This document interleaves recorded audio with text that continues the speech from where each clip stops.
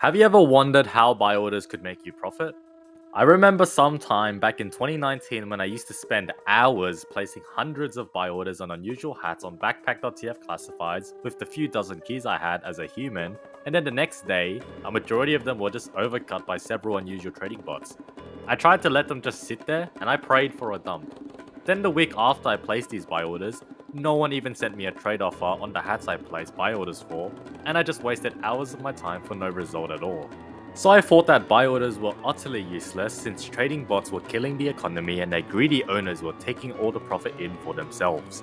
I couldn't make a profit at all, so I slacked off for a few months before I managed to make a few keys profit for the first time per week using scrap.tf auctions. But as the trading bot hosting website gladiator.tf came out, I was one of the first people to own a trading bot using their service, and after owning one for nearly 4 years now, and the second one for over 2 years now, I now fully understand how buy orders work in order to buy and sell items.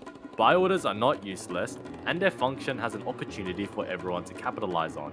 I've had many close calls where I've managed to dump inflated items and pick up awesome deals, like when I bought a Burning Flames Tyrant's Helm for 215 keys and sold it for 240 keys in 48 hours whilst I was grocery shopping with my mum. Imagine how awesome that would be after learning how buy orders work, where you could save yourself a lot of stressful losses that could have been easily avoided and increase your profits by jumping on profitable opportunities. And in saying that, you might be interested in my school community where I'll guide you on how to make profit, literally holding your hand step by step to make trading as easy and efficient as possible. If you want to take your first big step towards your dream TF2 backpack, click the top link of the description now. If you can't afford my premium service, I totally understand. I have a free Discord server that I've just launched that is mainly dedicated to trading discussions. If you're intrigued, go join right now, you might learn something new. Now let's get on to how buy orders work in order for you to improve your skills as a TF2 trader. Number 1. Miscellaneous buy orders. First off, I need to explain what buy orders are.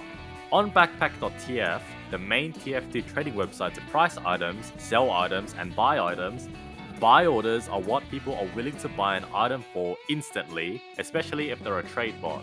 Buy orders are usually a considerable amount less than the item's worth, since the intent of people placing buy orders is to resell the item for a higher amount in order to make profit. When you're going about your trading, there are 5 of what I call miscellaneous buy orders that are different to normal buy orders that I'll explain right now, which I see often confuses many people.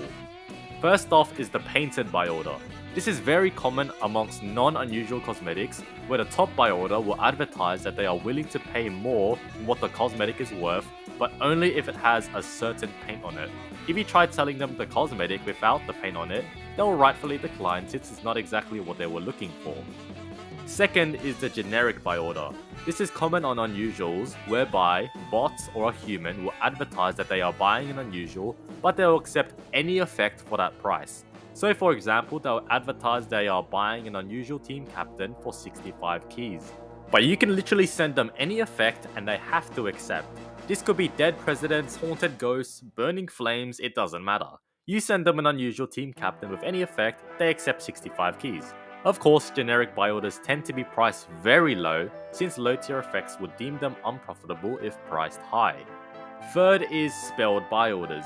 You may see an unusual and be like, whoa, this buy order is higher than what someone else is selling for. I should just buy it off the bot, resell it to this human and make easy profit. But do not be fooled, the buy order is looking for only a spelled variant. They are not obligated to pay their buy order listing if you send them the item without it having the exact spells that they're looking for. Spells are just add-ons that can alter your character's voice, flash your cosmetics with colors, or leave fiery footprints on the floor on Halloween-enabled servers, and they've been discontinued for over a decade, which is why people pay more for them. The fourth type of miscellaneous buy order is strange parts. This is extremely common on strange weapons, whereby people are willing to pay more for expensive parts already applied, such as damage dealt or robots destroyed, and you have to make sure that you're careful when looking out for which buy orders are and aren't looking for parts when you intend to sell to a buy order. The last type of miscellaneous buy order is strange variants.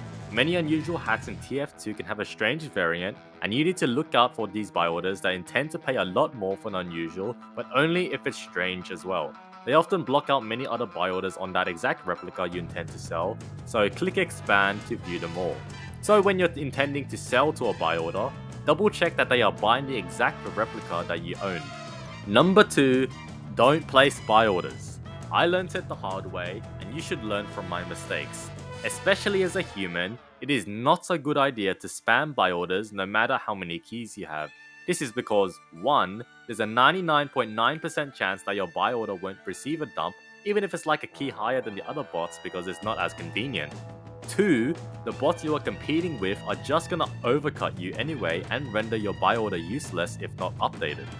3, if you don't maintain your buy orders correctly, you may have to be obligated to pay for a really bad deal, or else you're going to get banned on backpack.tf. And 4, it takes an enormous amount of time to place and maintain them if you're not a trade bot for such little to no profit made.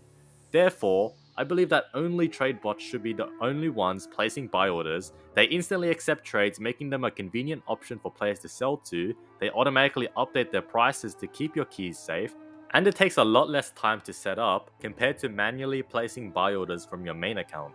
Number 3, inflation.